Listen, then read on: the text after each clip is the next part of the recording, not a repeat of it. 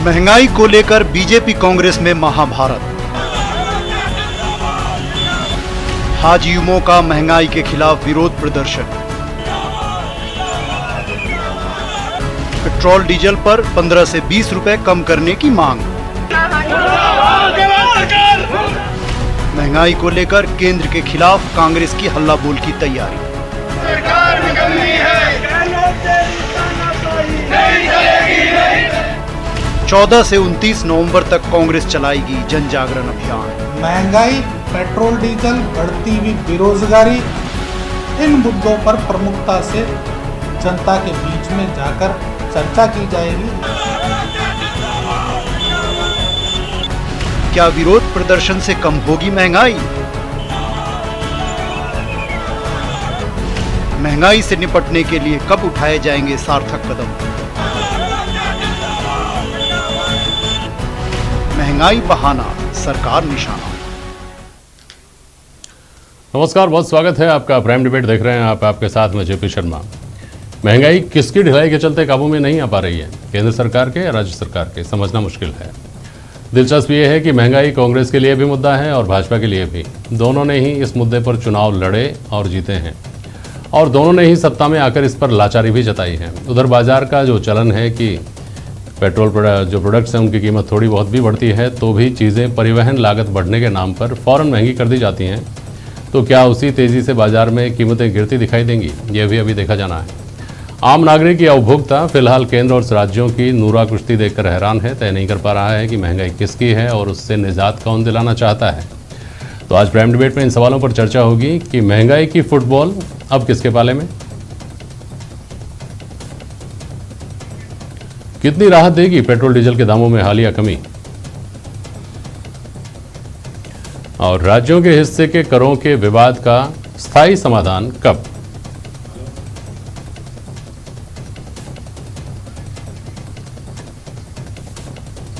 रघुवीर पूनिया साहब हैं हमारे साथ, चार्टर्ड अकाउंटेंट हैं। आर तिवारी साहब कांग्रेस के प्रवक्ता हैं। हिमांशु शर्मा हैं भारतीय जनता युवा मोर्चा के प्रदेश अध्यक्ष, और महेश शर्मा जी हैं वरिष्ठ पत्रकार। बहुत स्वागत है आप सभी का। हिमांशु शर्मा साहब, कांग्रेस जिस दिन से दामों में आपने गिरावट की घोषणा की, एक्साइज ड्यूटी कम की, उसी दिन से कह रही है कि यह केवल एक कॉस्मेटिक स्टेप है और सिर्फ इतनी कवायद भर है कि आप अपनी बॉल इनके पाले में डाल दें और इनके ऊपर चढ़ने का मौका ढूंढ लें, जो आज आपने किया भी। हिमांशु जी, देखिए, कांग्रेस जो है प्रत्येक मुद्दे पर कोरी राजनीति करती है। मैं ध्यान आकर्षित करवाना चाहूंगा कि दीपावली की पूर्व संध्या पर केंद्र सरकार सभी लोगों को एक तोहफा देती है। 5 रुपए और 10 रुपए की कटौती की जाती है एक्साइज में पेट्रोल और डीजल के दामों पर। और उत्तरोत्तर आपने उस रात को देखा कि किस प्रकार से एनडीए शासित प्रदेश और भारतीय जनता पार्टी के द्वारा शासित प्रदेशों ने तुरंत बाद अपने वैट में भी कमी की। परंतु राजस्थान के मुख्यमंत्री ने क्या किया? जब आप सुबह देखते हैं तो राजस्थान के मुख्यमंत्री का ट्विटर पे एक पोस्ट देखते हैं और वो तर्क देते हैं कि एक्साइज के दामों में कमी होने से वैट में स्वतः कमी हो जाती है। यह स्वतः कमी होने की जो डॉक्ट्रिन राजस्थान के मुख्यमंत्री लाए, जो कुतर्क राजस्थान के मुख्यमंत्री लाए, ये जन विरोधी है और ये जनता को परेशान करने वाला है। अगर राजस्थान के मुख्यमंत्री ने जिस प्रकार से दूसरे प्रदेशों ने वैट के अंदर कटौती की, वो कटौती दिवाली के दिन से एप्लीकेबल कर दी होती और उस दिन घोषणा कर दी होती, तो आप मान के चलिए राजस्थान के लोगों की दिवाली भी बहुत अच्छी मन सकती थी। और जो अतिरिक्त लाभ दूसरे प्रदेशों में भारतीय जनता पार्टी जहां पर राज कर रही है, जहां पर शासन कर रही है, जहां पर सेवा कर रही है, वहां के नागरिकों को मिल रही है, वहां रहने वाले लोगों को मिल रही है, राजस्थान की जनता को भी वो अतिरिक्त लाभ मिल पाता। हिमांशु जी, ये जो राजनीतिक वार है आपका, उसका पलटवार तो आर तिवारी जी करेंगे। मुझे तो ये समझा दीजिए कि 10 रुपये और 5 रुपये की कमी हुई, ये कमी होने से कीमत जहां पहुंची आज से 1 साल पहले, क्या वहां थी? देखिए, मांग जो है जनता को उस पर्टिकुलर समय में, उस पर्टिकुलर समय की जो आवश्यकताएं हैं उसके अनुसार जो लाभ सरकार के द्वारा, केंद्र सरकार के द्वारा पहुंचाया जा सकता था, वो केंद्र सरकार ने पहुंचाने का काम किया। अंतरराष्ट्रीय मार्केट के अंदर आप देखेंगे तो ऐसा नहीं था कि तेल की कीमतें जो घट रही थी, किस प्रकार की परिस्थितियां थी यूके में, वहां पे जो कुएं थे वो सूख रहे थे, तो उन परिस्थितियों में जो ये तर्क तो मुझे नहीं लगता हिमांशु जी चल पाएगा। जब क्रूड ऑयल की कीमत 100 रुपए से ज्यादा थी तब हिंदुस्तान में 75 रुपए लीटर पेट्रोल था। आपको आंकड़े में प्रस्तुत कर सकता हूं आपके और सामने। आज की जब यहाँ 57 रुपए और 50 रुपए और 40 रुपए क्रूड ऑयल की कीमत रह गई थी और लॉकडाउन लगा हुआ था, तब यहाँ कीमतें लगातार बढ़ती जा रही थी। और मैं आपको आंकड़ों के साथ बता सकता हूं। बताइए, बोलिए। नहीं, मैं बिल्कुल आपकी बात मानता हूं, पर मैं आपको यह बताना चाहूंगा कि क्या यह राजस्थान की कांग्रेस सरकार को शोल्डर को श्रग करने का रीजन देता है कि हम वैट में कमी नहीं करेंगे? आज की परिस्थितियों में अगर केंद्र सरकार एक्साइज में कमी करती है, दूसरी राज्य सरकारें कर रही हैं, तो राजस्थान की सरकार क्यों नहीं कर सकती? बताइए तिवारी जी। जेपी शर्मा साहब, मैं हिमांशु का स्वागत करता हूं। पहली बार मैंने इनसे परिचय लिया है। भारतीय जनता पार्टी राजस्थान का युवा अध्यक्ष अगर ऐसी बातें करता है तो मेरे को लगता है भारतीय जनता युवा मोर्चे का भविष्य कैसा होगा। नाखून कटा करके शहीद होने की मुद्रा में देश के प्रधानमंत्री हैं। कांग्रेस पार्टी केवल जनता को लाभ देने के लिए नहीं था। जेपी शर्मा साहब, जब 3 लोकसभा के चुनाव में 2 लोकसभा का चुनाव भारतीय जनता पार्टी हारती है, हिमाचल में सुपड़ा साफ होता है, राजस्थान में जननायक के नेतृत्व में इनकी जमानत जब्त हो जाती है, 29 विधानसभा के चुनाव में 8 विधानसभा के चुनाव कांग्रेस जीतती है, 7 चुनाव भारतीय जनता पार्टी जीतती है, अहंकार टूटता है। और इसलिए मैं कह रहा हूं, देश की जनता को कोई लाभ नहीं होने वाला। 5 रुपए का पेट्रोल कम कर दिया, 10 रुपए का डीजल कम कर दिया, देश की जनता को कहां राहत मिल रही है? नाखून कटा करके शहीद होने की मुद्रा। मैं कह रहा हूं जेपी शर्मा साहब, मेरी एक बात सुनो। हमें तो 2014 के बुरे दिन ला दो, नहीं सहेंगे महंगाई की मार। अब की बार मोदी सरकार 71 रुपए का पेट्रोल इनके पेट में पच नहीं पा रहा था। 390 रुपए का गैस का सिलेंडर मेरी माँ बहनों को मिल रहा था, इनको महंगा नजर आ रहा था। 60 रुपए का डीजल इनको महंगा नजर आ रहा था। और देश में जब 303 की सरकार बनी, मोदी सरकार बनी, तो इन्होंने देश के करोड़ों लोगों को लूटने का सुनिश्चित षड्यंत्र कर दिया। आप अभी खुद कह रहे थे, जब अंतरराष्ट्रीय बाजार में क्रूड ऑयल का दाम 40 से 50 डॉलर था, तब देश के अंदर महंगाई बढ़ रही थी। और इस महंगाई, पेट्रोल, डीजल, आपके जो कुकिंग गैस के दाम बढ़े, उसके कारण से आपके खाद्य तेलों का दाम बढ़ गया, सब्जियों का दाम बढ़ गया। अब मुझे समझाइए तिवारी जी, सुनिए आप, क्या इससे इनके इस सवाल का जवाब मिल जाता है कि पूरे हिंदुस्तान में पेट्रोल डीजल सस्ता तो राजस्थान में महंगा क्यों? एक्साइज ड्यूटी केंद्र सरकार के कम करने के बाद ने कल रात को कह दिया, इनका कहीं कोई सुपड़ा साफ होने में हम कोई कमी नहीं रखेंगे। 14 नवंबर से 29 नवंबर तक पूरे देशव्यापी आंदोलन चलेगा। सोनिया गांधी जी के नेतृत्व में जन जागरण के अभियान में हम बताएंगे, हमें 71 रुपए लीटर हमें 60 रुपए लीटर हमको डीजल दे दो, 300-400 रुपए का सिलेंडर दे दो। अरे महेश शर्मा जी, आपकी जमानत, अरे सुनिए महेश शर्मा जी, आपके भारतीय जनता पार्टी के सपने, मुख्यमंत्री के सपने देखने वाले भारतीय जनता पार्टी का जनता का कोई सरोकार नहीं है। वहाँ पे सबसे सस्ता पेट्रोल आपके अंदर राजस्थान में इस बात का इश्तिहार। अरे इससे आपका भोपाल और बालाघाट में 4 दिन पहले तक देश के अंदर सबसे ज्यादा महंगा बिका करता था। बालाघाट और भोपाल और मध्य प्रदेश की बात, अरे हम भी करने वाले हैं। केवल जोधपुर से जेपी शर्मा महेश शर्मा जी, अब एक मिनट सुनिए तिवारी जी। महेश शर्मा जी तिवारी जी कह रहे हैं कि महंगाई के खिलाफ हम आंदोलन करेंगे। हिमांशु शर्मा तो करके ही आए हैं। इधर भी महंगाई के लिए आंदोलन है, उधर भी महंगाई के लिए आंदोलन है। ऐसी परिस्थितियां कितनी बार देख ली आप अपने पत्रकारिता के जीवन में महेश जी?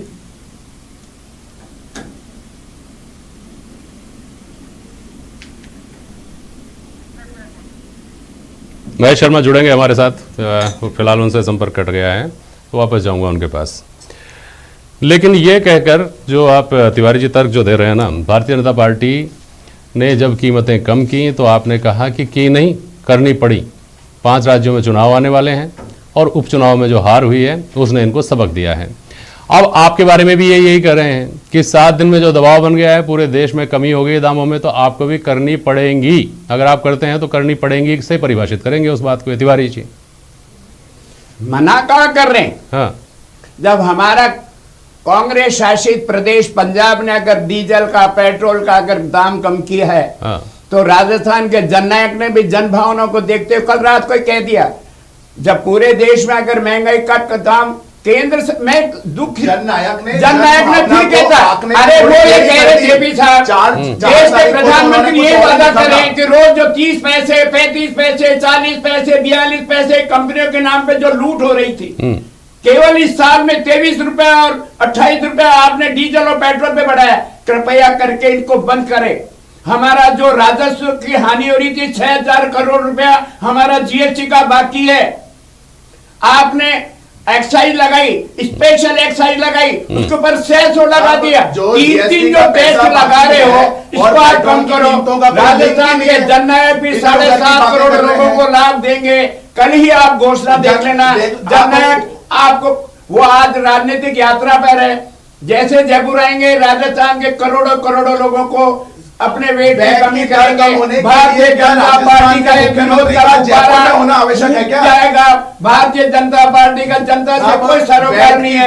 ये लोग के लिए राजस्थान के मुख्यमंत्री का जयपुर में होना आवश्यक नहीं है। वो कहीं कर सकते हैं। कांग्रेस कोई भी राजनीतिक पे हो, बैठ की दर कम कर सुनिए आप, एक मिनट, रघुवीर पूनिया जी मुख्यमंत्री बनेंगे, रघुवीर वसुंधरा जी मुख्यमंत्री बनेगी। तिवारी जी भविष्य किसी और ज्योतिषी से पूछेंगे तब पता चलेगा अभी आगे क्या होने वाला है। सुनिए रघुवीर पूनिया साहब, ये बताइए, ये जो कमी की गई है अभी, पहली बात तो ये है कि इसका जो ब्रेकअप है वो ये कहता है कि कीमत तो दरअसल आधी है, दुगनी हो जाती है, उसमें बहुत सारे टैक्सेस जोड़ जाड़ करके। तो जैसा आरोप लगाया जाता रहा है कि उसमें कलाकारी की गई है, पता नहीं चलेगी कहाँ कैसे बढ़ाया गया, लेकिन बढ़ा इस तरीके से दिया गया है कि राज्य के हिस्से में कम आता है और केंद्र के हिस्से में ज़्यादा चला जाता है। ये बात कितनी सही है, पहली बात। दूसरी बात, अभी जो कमी की गई है वहाँ तो हम 3 महीने पहले भी खड़े थे, 3 महीने में हम यहाँ पहुँच गए कि एक साथ 10 रुपये और 5 रुपये कम करने पड़े। तो ये व्यवस्था तो बदली नहीं है। अगर इसी तरह से दाम बढ़ते रहे तो हम 6 महीने बाद, फिर 3 महीने बाद, 6 महीने बाद फिर वापस वहीं जाकर खड़े हो जाएंगे। रघुवीर पूनिया साहब। जेपी सर, लगभग एक मोटे तौर पर जो भी पेट्रोल डीजल की प्राइसेस थी अभी, तो उसमें 1/3 का शेयर था। आधा वाला भी आपका थोड़ा इनकरेक्ट है कि करीब 33 रुपये तो कंपनियों के जा रहे थे, 33 रुपये स्टेट गवर्नमेंट के जा रहा था और 33 रुपये सेंट्रल गवर्नमेंट के जा रहा था। लेकिन जो टैक्सेस का मैकेनिज्म है वो एक अलग तरह से है। सेंट्रल गवर्नमेंट जो टैक्स लेती है वो तो पर लीटर टैक्स लेती है। तो सेंट्रल गवर्नमेंट उसको धीरे धीरे बढ़ाती रहती है जो ही मार्केट में प्राइसेस, इंटरनेशनल मार्केट में प्राइसेस कम होती हैं। और स्टेट गवर्नमेंट जो वेट लेती है वो परसेंटेज बेसिस पर लेती है। जैसा कि अशोक गहलोत जी ने कहा कि 10 रुपये प्रधानमंत्री जी ने कम किए तो 3 रुपये ऑटोमेटिकली राजस्थान गवर्नमेंट के हिस्से से भी कट हो गए थे, क्योंकि 28% वेट है राजस्थान में डीजल के ऊपर। हाँ। थोड़ा बहुत हो सकता है 26 है। हाँ, तो लगभग 2.5-3 रुपये ऑटोमेटिकली स्टेट गवर्नमेंट का चंक चला गया। इसलिए प्राइमरी रेस्पॉन्सिबिलिटी तो महंगाई की सेंट्रल गवर्नमेंट की है, क्योंकि 10 रुपए उधर कम किए तो 2.5-3 रुपए का स्टेट गवर्नमेंट का ऑटोमेटिक कम हो गया। और माननीय मुख्यमंत्री जी अब और कम कर देंगे तो और कम हो जाएगा। अच्छा। तो ये तो मैकेनिज्म है इसका। और रही बात जो आप कह रहे हो कि जो जो इंटरनेशनल मार्केट में प्राइसेस बढ़ती जाएंगी, जो जो टैक्सेस बढ़ते जाएंगे, ऐसा नहीं है। सरकारें जानबूझकर उन टैक्सेस को बढ़ाती हैं, तभी बढ़ते हैं, क्योंकि सेंट्रल गवर्नमेंट के जो टैक्सेस हैं वो पर लीटर हैं जेपीजी, न कि पर परसेंटेज टर्म में नहीं है। अच्छा। इसलिए जो सेंट्रल गवर्नमेंट का एक्साइज है वो ऑटोमेटिकली नहीं बढ़ता है। वो सेंट्रल गवर्नमेंट ध्यान रखती है कि कहीं सस्ते की आदत नहीं पड़ जाए लोगों को। इसलिए जो ही सस्ता होता है जो ही वो पर लीटर एक्साइज ड्यूटी इंक्रीज करती है। तो मैकेनिज्म तो परफेक्ट है। ठीक है, मैकेनिज्म में दिक्कत नहीं। हिमांशु जी, मैं आपकी तवज्जो का हामी हूँ। फेसबुक पर बहुत सारे लोग देख रहे होंगे आपको और बहुत सारा रिस्पॉन्स आपको मिल रहा होगा, लेकिन मुझे ये समझा दीजिए कि क्या हम इस बात को लेकर आश्वस्त हो सकते हैं कि अभी जो कमी की गई है वो स्थायी कमी होगी या गिरावट की तरफ ही दाम जाएंगे, या फिर थोड़े दिन बाद हमको वापस फिर इस बात की चिंता करनी पड़ेगी कि आज 50 पैसे बढ़ गए हैं, आज 75 पैसे बढ़ गए हैं? हिमांशु जी, देखिए साहब, आज जो मुद्दा है वो मुद्दा यह नहीं है कि आगे क्या परिस्थितियां होने वाली हैं। आगे की जो परिस्थितियां होंगी उस समय उस परिस्थितियों के अनुसार निर्णय लिया जाएगा। आज यह बात है कि क्या राजस्थान की जनता जो है तो सही है वो लेकिन राहत के मामले में ये बात नहीं चलती कि आगे के फैसले आगे लेंगे। लोग तो समझना चाहेंगे ना कि आज जो राहत मिली है ये मिलती रहेगी या ये आज की राहत है। यहाँ तो रोज कुआ खोदो रोज पानी पियो जैसी स्थिति है पेट्रोल डीजल के दामों की। तो यह है कि आज जो लाभ सेंट्रल गवर्नमेंट के द्वारा, केंद्र सरकार के द्वारा दिया गया है, उसका अतिरिक्त लाभ राज्य सरकार के माध्यम से जनता तक पहुंचना चाहिए या ना पहुंचना चाहिए, ये आपका मुद्दा है। ये मेरा मुद्दा हाँ, नहीं, ये आपका आम मुद्दा जन का मुद्दा है। है। आम जन का मुद्दा ये भी है हिमांशु जी, आम जन का मुद्दा ये भी है कि ये राहत जो आपने दी है उसके साथ साथ निश्चित तौर पर यह सवाल आ सकता है कि राजस्थान सरकार या राज्य सरकारें भी उसमें कटौती कर रही है कि नहीं कर रही है। लेकिन अगर ये व्यवस्था 2-4 दिन की, 10 दिन की, 15 दिन की, 3 महीने की है तो फिर क्या फायदा उस राहत का? देखिए, उन परिस्थितियों में उस समय निर्णय लिया जाएगा। ये आपके चुनाव को देखते हुए झुंझुना पकड़ाया बच्चों को, आप भी कर दो काम। अरे हम तो कर देंगे, लेकिन 5 रुपए के पेट्रोल या 10 रुपए के डीजल से देश के अंदर लोगों को, उपभोक्ताओं को क्या सस्ता मिला? राजस्थान के मुख्यमंत्री, अरे राजस्थान से ही देश के जहाँ राज्य आपके थे वहाँ महंगाई में कमी आई क्या? वहाँ पर चीनी के दाम क्या है, सब्जियों के दाम क्या है? अरे आप यूपी की बात करो, हरियाणा की बात करो, तिवारी जी एक मिनट, हिमांशु शर्मा जी, तिवारी जी, अरे तिवारी जी मेरे एक सवाल का, तिवारी जी सुनिए, आर तिवारी सुनिए, आर तिवारी मेरी बात सुनिए, मेरा सवाल का जवाब दीजिए। एक मिनट हिमांशु शर्मा, आर तिवारी जी मुझे मेरे सवाल का भी जवाब दीजिए। लोग ये भी पूछते हैं कि 2014 में आपकी सरकार महंगाई के मुद्दे पर ही गई थी, तो आपको तो इस बात का अच्छी तरह पता है ना कि महंगाई का मुद्दा कितना बड़ा मुद्दा है, कितना इफेक्टिव मुद्दा है। तो आपकी तरफ से अगर देरी हो रही है, जैसा कि भाजपा आरोप लगा रही है, तो इसका अंदाजा नहीं है क्या कि कितना बड़ा नुकसान होगा? सवाल देरी का नहीं है जेपी साहब। हाँ। अशोक गहलोत जी ने सीधा सीधा देश के प्रधानमंत्री जी से कहा, पूनिया जी ने भी कहा, देश के केंद्रीय सरकार पर लीटर पर एक्साइज लगाती है, राज्य सरकारों को परसेंटेज पे मिलता है। जब 10 रुपए गिरते हैं तो राज्य सरकार का पैसा तो फिर नहीं होगी क्या कमी? ये तो आर्थिक विशेषज्ञ है ना। मैं एक बार इंटरवेन करना चाहूंगा, मैं इंटरवेन करना चाहूंगा। एक मिनट सुनिए हिमांशु, अब एक मिनट हिमांशु जी, अब तिवारी जी सुन लीजिए ना, तिवारी जी प्लीज, तिवारी जी प्लीज। मैं आपको एक बात बताना चाहता हूं, आपके मुख्यमंत्री जी ने जो कल स्टेटमेंट दिया है ना कि हमको भी करना पड़ेगा, जो वो मजबूरी दिखा रहे हैं, करना पड़ेगा, वो जब दिया है जब भारतीय जनता पार्टी लोगों को जो लूटा है। तिवारी जी प्लीज सुनिए, आप महेश शर्मा जी, लोगों को आपने महेश शर्मा जी सुनिए ना, आप सुनिए। हमारे जननायक ने तो जनवरी 2021 में उनकी राष्ट्रीय 2% तिवारी जी आप बहुत सीजन आदमी है, मैं 5 बार टोक चुका हूं आपको, प्लीज सुनिए आप। महेश शर्मा जी, ऐसी स्थितियां अपने आप में दिलचस्प अभूतपूर्व नहीं है क्या, जिसमें भारतीय जनता पार्टी ये कह रही है कि महंगाई है लेकिन राज्य सरकार इसके लिए जिम्मेदार है, कांग्रेस ये कह रही है कि महंगाई है लेकिन केंद्र सरकार इसके लिए जिम्मेदार है? महेश शर्मा जी। हाँ जी, देखिए, जहाँ तक सवाल है कि ये मान के चलिए कि पेट्रोल और डीजल के दाम है वो कहीं न कहीं मतलब प्रभावित करते हैं आवश्यक उपभोक्ता वस्तुओं को लेकर। आपने देखिए कि हाल ही में जो दाम घटाए हैं उसको लेकर के भी राजनीति चल रही है। जो एकदम से दाम घटाए हैं तो ये उपचुनाव के परिणामों के बाद में एकदम घटाए गए हैं केंद्र सरकार की ओर से। लेकिन ये जो केंद्र सरकार की जो कहा यह जा रहा है कि राज्य सरकार वेट कम करे, वेट नहीं घटाया जा रहा है, उस पर ही सोच रहे हैं कि 25 राज्यों में तो वेट घटा दिया है, लेकिन अभी राजस्थान इंतजार कर रहा है। और राजस्थान सरकार का ये कहना है कि आप वेट मतलब अभी और इसे एक्साइज ड्यूटी को और केंद्र सरकार घटाए। एक्चुअल में क्या है, इसके पीछे उपचुनाव के नतीजे अब आने वाले 5 राज्यों के चुनाव के नतीजे, चुनाव के जो प्रदेश में होने वाले हैं उनको ध्यान में रखते हुए इस तरह की मतलब पेट्रोल के दामों की जो कमी की जा रही है, तो ये एक आम आदमी के भी समझ में आ रहा है। ऐसी सूरत में चाहिए। और दूसरा ये कि डिमांड अभी तक बड़े लंबे अरसे से ये की जा रही है कि पेट्रोल और डीजल के दामों को जीएसटी से कंट्रोल किया जाए, इसको जीएसटी में दायरे में लाया जाए। लेकिन अभी राज्य सरकार कह रही है कि हमारी इससे राजस्व की हानि होगी। अब इसमें जो मौजूदा जो सरकारें हैं, ये मौजूदा गैर कांग्रेस जो सरकारें हैं वो तो मतलब जीएसटी लागू करने पर सहमत है, लेकिन जो गैर बीजेपी सरकार है वो इसे लागू करने के पक्ष में नहीं।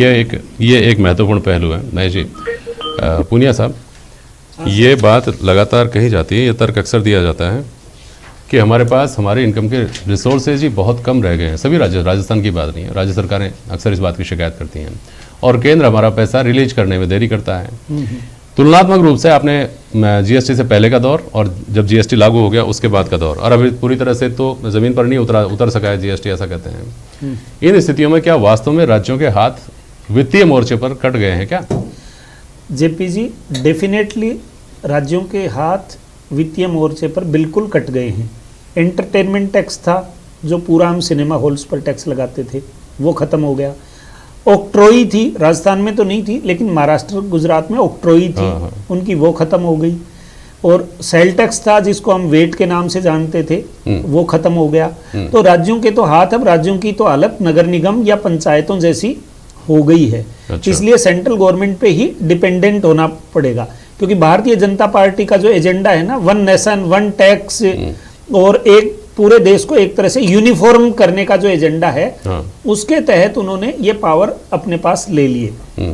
तो अब मेनली तो जो टैक्सेस कम करना और स्टेट गवर्नमेंट्स की फंडिंग करना, वो उन्हीं के ही हाथ में है। आज हम कंपैरिजन करें, राजस्थान तो गरीबड़ा और पिछड़ा स्टेट है और महाराष्ट्र बहुत एडवांस है। महाराष्ट्र पूरा नहीं हो, विदर्भ वगैरह में प्रॉब्लम है, लेकिन बंबई और पुणे जैसे सिटीज हैं। उसके बावजूद आज राजस्थान के करीब 6,000 करोड़ रुपए सेंटर में बकाया है, महाराष्ट्र के करीब 19,000 करोड़ रुपए सेंटर में बकाया है।